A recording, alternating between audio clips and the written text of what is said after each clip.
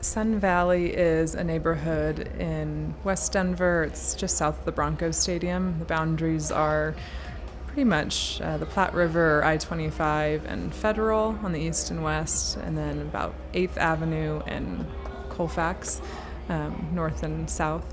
And it's a pretty diverse community. There are about 1,500 residents and 33 languages spoken in Sun Valley. And the statistics are that over 50% of the residents are under the age of 18.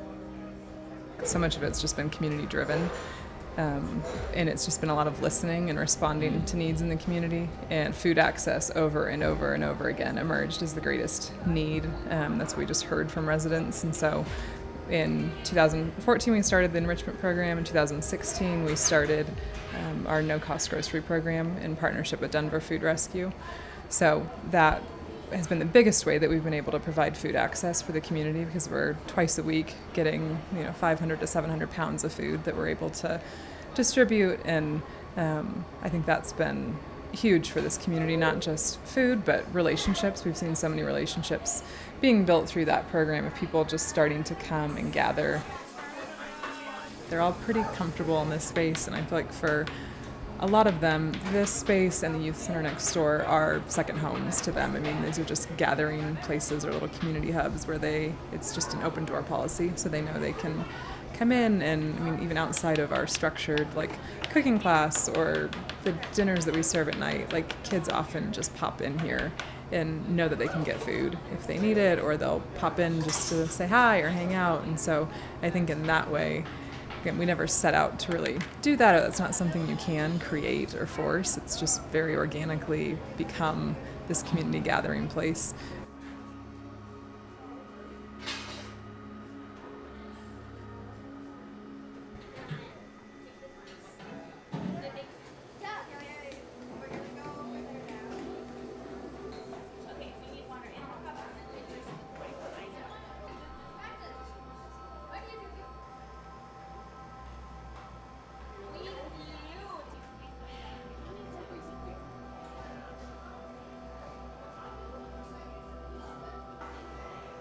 I think we've seen, some of these kids have been part of the cooking class for 4 or 5 years now, and we've seen them transform. We've seen them just really fall in love with cooking and the whole process, and just see their energy shift, like where they are able to focus. And I think that's what we've learned over the last few years, is just meeting residents where they're at, that they're all in different places, and a lot of them are dealing with really severe trauma and severe hunger, and it's just meeting them where they're at and trying to help them navigate whatever it is that they're needing. And that's, again, different in every situation, so I think it takes a lot of patience and flexibility, but that mentality of like it takes a village, like I feel like we're just part of the village and helping fill in some of the gaps where families aren't having enough food, or they're just having different needs that aren't being met. So it's been really meaningful getting to build relationships with these families and kids. And some of these kids we've known since they were 5, 6, 7, and getting to watch them grow up, and now employing them, trying to get funding to start scholarship funds for them, and just investing in them as people. And I think we aren't doing anything on a really large scale. We're a pretty small nonprofit, but we really are more focused on and care more about just the depth of, let's go really deep with a few of these kids and these families that are in our little world. And so I think that's the most meaningful part, is that, okay, we're not going to be able to serve every single kid or family in Sun Valley, and we know that that's, at least in this current state for our organization, that's not really realistic. But the families that are in our little world, let's go really deep with them and help them in whatever way we can, and believing that that's like the biggest impact that we can have.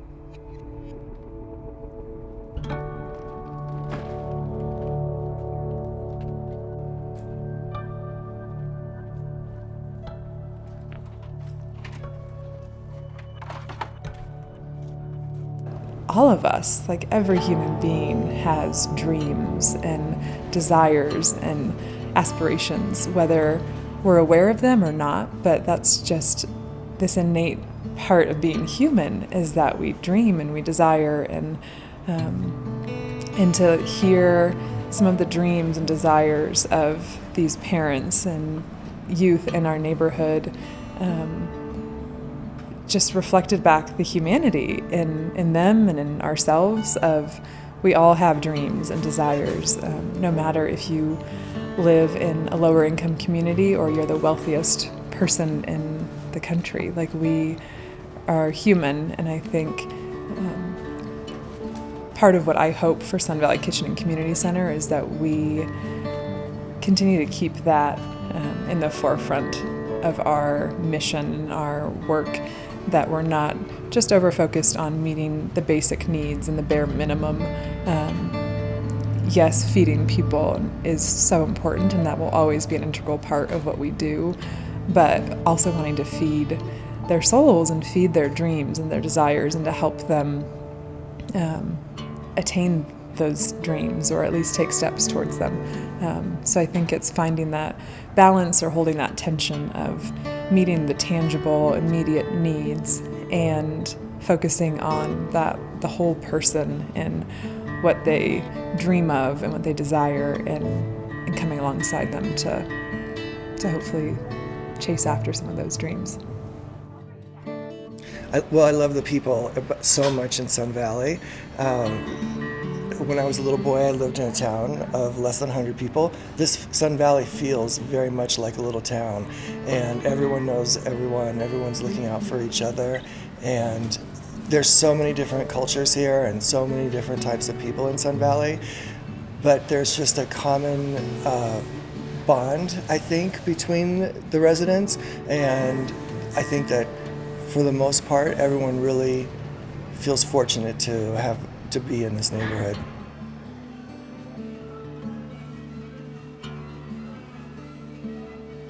Our food pantry has changed pretty dramatically because of COVID. Instead of having people come inside like we did previously and they kind of were able to shop for the items that they want, we're pre-bagging everything and then bringing it out to the participants who are coming for the food pantry.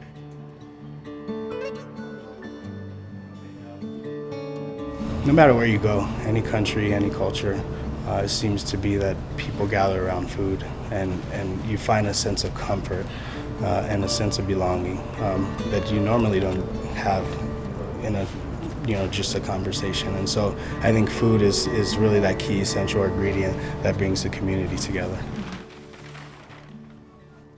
Community to me is everyone coming together with a collective goal in mind, whether that be feeding the community or giving our time to help clean up the community, whatever the case may be, and also being purpose driven at the same time. We come together, we have a purpose, and we carry out that purpose to make an impact on the community.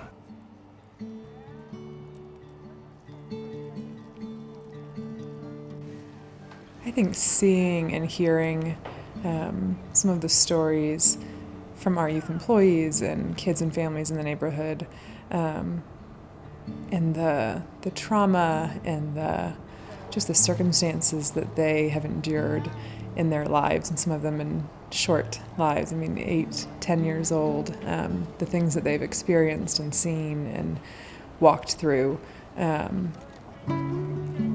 It's incredibly humbling.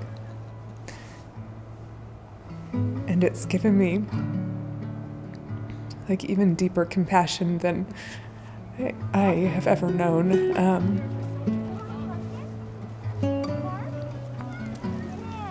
The young men and women we've had the privilege of getting to know and work with, I think they're so resilient and so courageous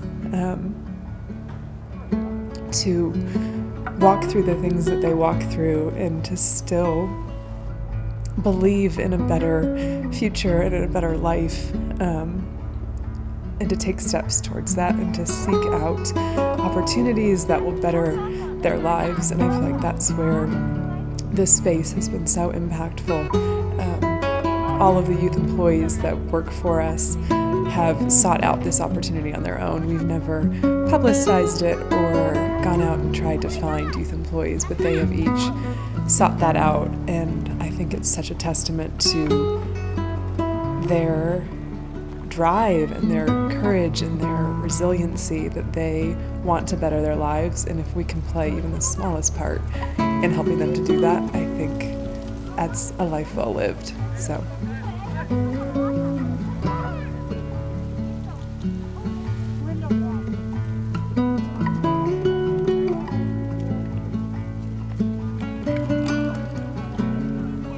So currently, there's been, in the redevelopment process, we have seen the beginning of construction, which is almost complete. The timing of the development has been delayed, and unfortunately the consequences of the delay of the redevelopment is that the residents are going through a relocation process.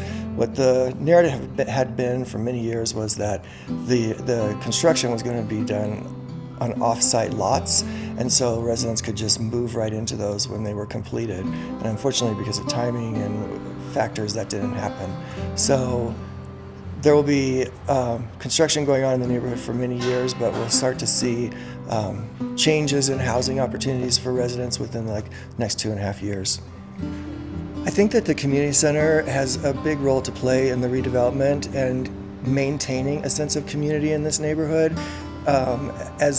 As buildings are torn down and residents are moving out, it will be really, I think, hard to regain that sense of community that we have currently. And this space, I believe, the community center is vital in supporting that, and I think there's a real responsibility to do everything that we can to make residents who have moved feel like they're still part of this community. I think in the midst of our community redevelopment, our vision for this community center is that it will continue to evolve and adapt in meeting residents' needs as those change. I think, again, through this pandemic, we've seen how resilient and adaptable we are as an organization, that we've been able to pivot and meet new needs as they've been arising. And I think that is part of our responsibility and our call in this community, is to continue adapting and rising up to meet new needs as they emerge. I think that's been the heartbeat of what we've done since the beginning of listening and responding to needs, not imposing our own vision or our own agenda on this community, but really listening and letting the community lead. And so I think it's going to be even more important as we move forward in the redevelopment for us as an organization to listen and respond and come alongside residents in the community in our mission and our purpose as an organization will probably need to evolve with the community. And I think that's the sign of in my mind, a healthy and strong organization. If you're not so stuck in your ways or in the past, but that you're pliable and moldable and you're able to move and change with the community that you serve. I deliver food to a small number of families in the neighborhood.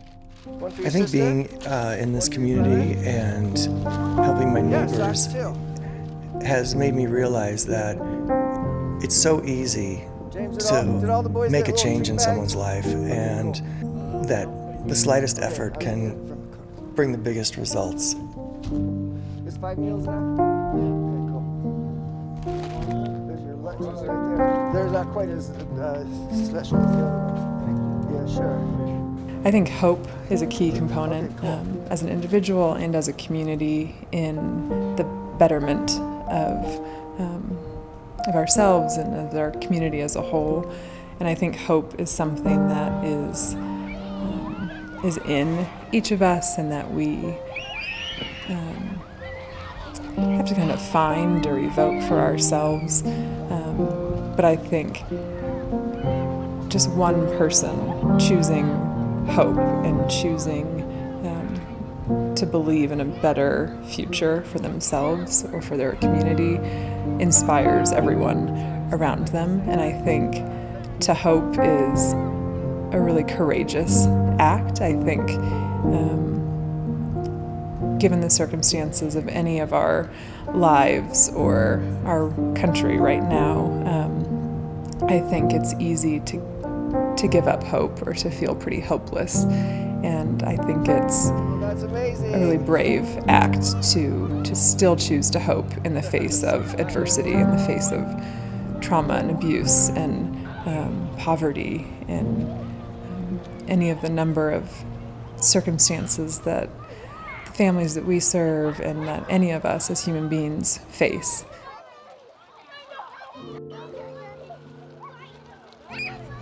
One word to describe Sun Valley: soulful. There's a lot of soul in this community that goes far back, long before I got here.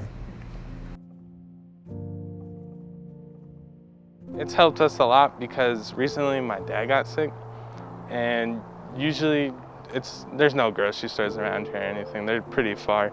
So you probably gotta travel a distance just to get something, and it's nice to have somebody bring food, especially when my dad's not always up to it. Like, my main goal is for me to get better, to get healthier, but during that time I need my kids to grow too. I want to see my kids grow, graduate school.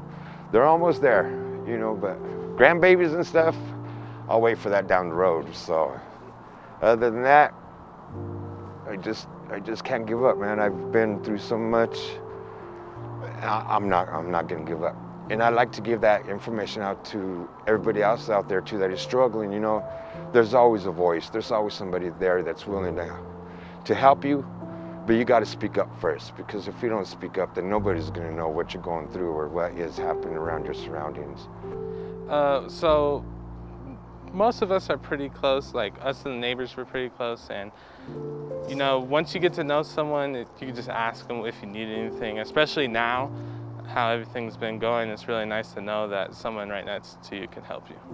The community center helps me by helping me get through the month with extra food. Glenn has helped me with toilet paper and household necessities. Daisy has helped me with collecting food and clothing materials. They're a good part of the community because he's here for us. Even though we try to give him things, he gives, he doesn't take. They're great people. My name's Tony Cisneros, and I've lived here at Sun Valley for 50 years. I had all my children here, and they grew up here, went to school to Rachel North West High School. They graduated from school. I had siblings that lived here too. They all passed away. I had brothers and sisters. I was 28 when I moved to Sun Valley, and now, I'm not going to tell you my age now. Wendell, that's my son. He works with Glenn here, and he really likes it. And he's a good boy, and he's trying to get himself to graduate, and he just likes it here. The most meaningful thing for me right now is to be able to take care of my kids, to raise them up in a good, healthy home, to make sure that they have breakfast, lunch, and dinner, 3 meals a day. They get that and plenty more. It's allowed me to put my kids into school, so they have schooling all the time. And when they don't go to Fairview or West Early College, they're able to do their internet on their school on the internet. So I'm loving it. Everything that is happening to me right now has made me grow and prosper, and it's helping me become a better father to my kids, and it's helping me to be a better neighbor and a big part of society where I'm able to be a part of it and stay a part of it. Everybody in the community that, thank you very much for helping me out, and someday I will be able to help out too, and I'll volunteer. I might not be able to work or do anything like that, but hey, I'll still be able to pass around in the community that, hey, we are here, we do care, we want to hear your voice too, and we're willing to help anybody. Thank you.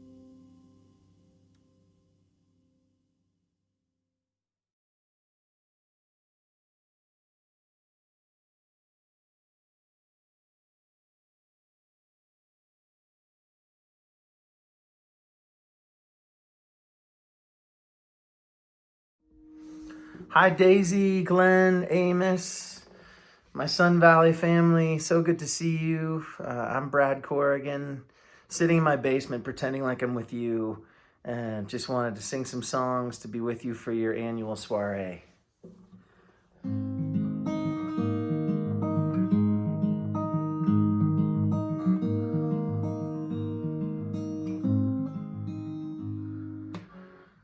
Come all you London daughters, sons of the looking glass, walking through the sullied water, na you can't go back.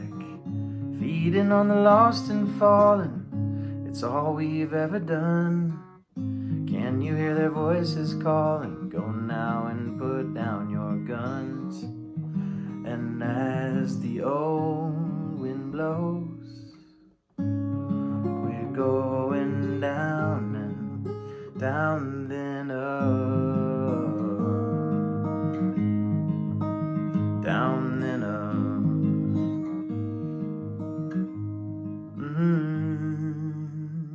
Come all you Dublin fathers and your next of kin, walking through the bloodied water, the cancer upon your skin. When we're hit, yeah, we'll hit back harder. That's our refrain. Then we'll make the war go longer, just so they will know our pain. And as the cadence calls, we're going down and down, then up, down then up, down then up. Yeah, we're going down then up.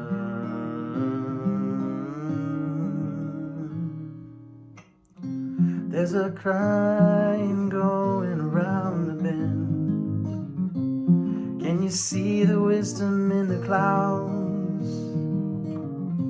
There's a story carried in the wind, and the birds flying up.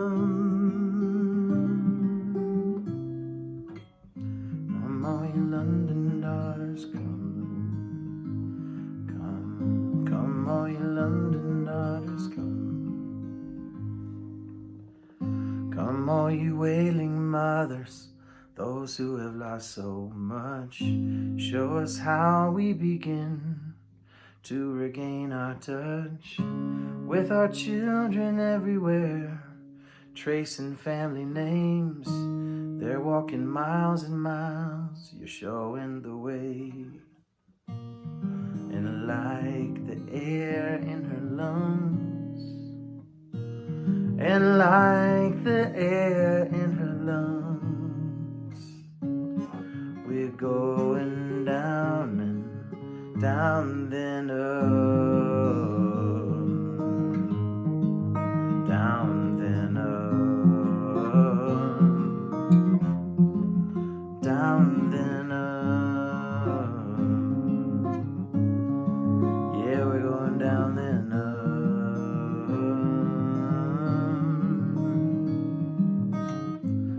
Come all you London daughters, come on down and up. Come all you London daughters, come on down and up.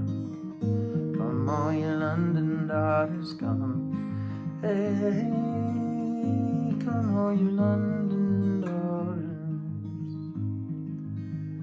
Come all you London daughters, come down and up.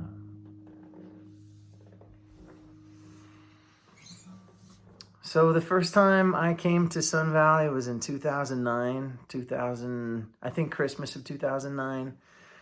Met Chris Rollerson and the Sun Valley Community Center and some of the kids there, and that was it. That's all I needed, just to see how much beauty and warmth and compassion could be in a neighborhood that was only 20 minutes away from where I was living. But I had never, ever driven through it, had any reason to cross paths with anyone there. And what a treasure to find a beautiful community in your own backyard, filled with people from different countries, speaking different languages, and coming together and sharing food and sharing stories and sharing life, and also dealing with a lot of challenges and standing strong together. I think I learned a lot from the Sun Valley community about how much we belong to one another, and just how far love and encouragement and generosity goes in community. So then meeting Glenn and Amos, and gosh, I don't know what to say, Glenn. I just am so grateful that you're alive. There are countless people who are so grateful for your vision, grateful for your heartbeat. And Daisy, all the work that you have done, and how you have come alongside Glenn and served and uplifted his vision, and just your heartbeat. Oh my gosh, there's just so much goodness. It's a little bit of heaven on earth. So wishing you guys the best with your gala and soiree, and hope that you are blessed relationally and financially, and with new partnerships and new thoughts and new dreams and new reaches.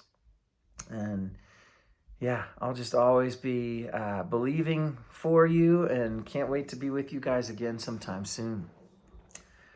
This song is called Pura Vida, which means pure life.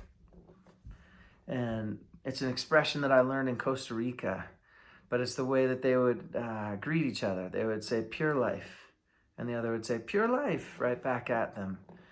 And I feel like I've received a whole lot of pure heart and pure life from you guys. So Merry Christmas, Happy Holidays, Happy New Year, just blessings all the way around.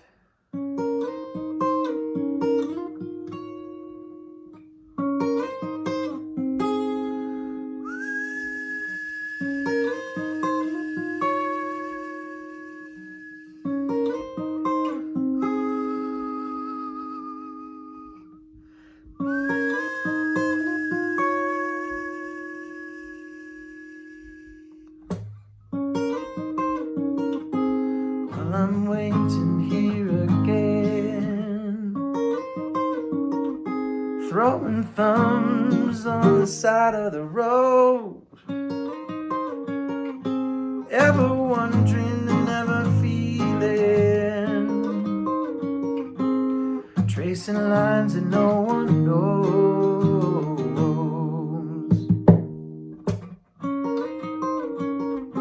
While we're waiting again, side by side and tail to nose, a salty breeze was finally blowing. Hef and haze are charging mafioso. Let the wind be upon your back, and if there's sun, let it shine on your face. Let the winds rip across your path, providing swell to last all of your days. Providing swell to last all of your days.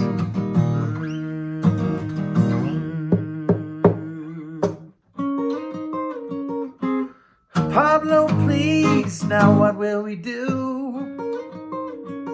Now we're finally off the leash. A rooster's tail we simply cannot lose. Finding fish before the feast. Let the wind be upon your back. And if there's sun, let it shine on your face. Oh, let the rains rip across your path, providing swell to last all of your days. Providing swell to last all of your days.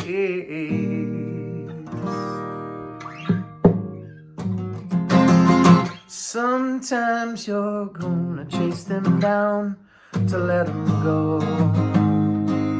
Oh, to let them go. Sometimes you're gonna run.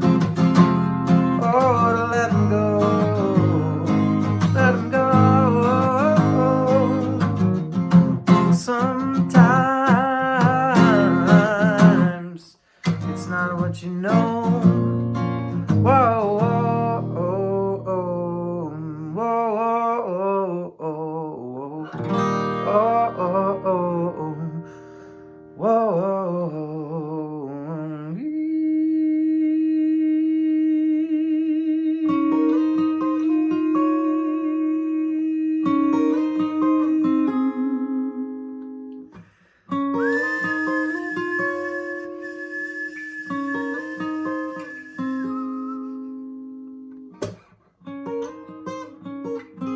While we're waiting here again,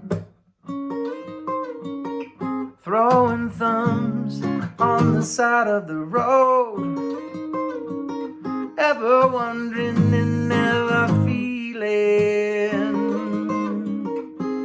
tracing lines, tracing lines, tracing lines that no one knows.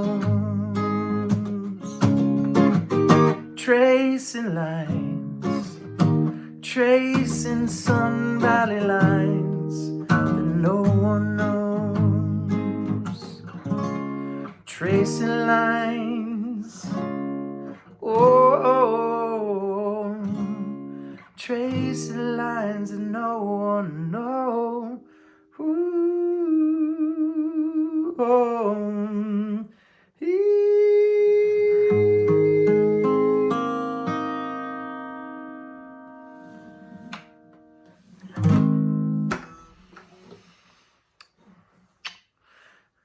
peace and love, lots of blessings, and hope to see you again soon, Sun Valley.